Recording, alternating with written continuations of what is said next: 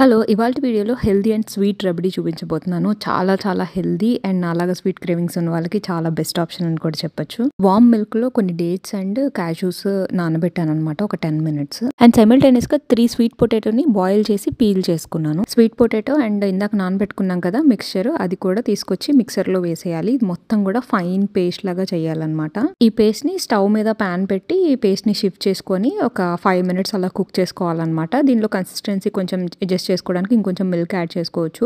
And dates, nuts అవన్నీ కూడా మన చాయిస్ ప్రకారం ఇంకొంచెం ఎక్కువ, కొంచెం తక్కువ అలా కూడా వేసుకోవచ్చు. అండ్ దాంట్లో కొంచెం ఎలాచీ పౌడర్ కూడా చల్లుకోవాలి. తినండి, చాలా క్విక్‌గా అయిపోతది. ఈ రబడీ అయితే రెడీ అయిపోయింది. దానికి పైన గార్నిషింగ్ కోసం మనకి ఏమి నట్స్ ఏమన్నా ఉంటే అవి కూడా చల్లుకోవచ్చు. నేనైతే ఒక 2-3 అవర్స్ అలా ఫ్రిడ్జ్‌లో పెట్టుకొని అయితే తింటాను. ఫ్రిడ్జ్‌లో పెట్టుకొని తినడం వల్ల ఇంకా దాని ఫ్లేవర్ చాలా ఎన్హాన్స్ అవుతది. హెల్తీగా ఉంటది.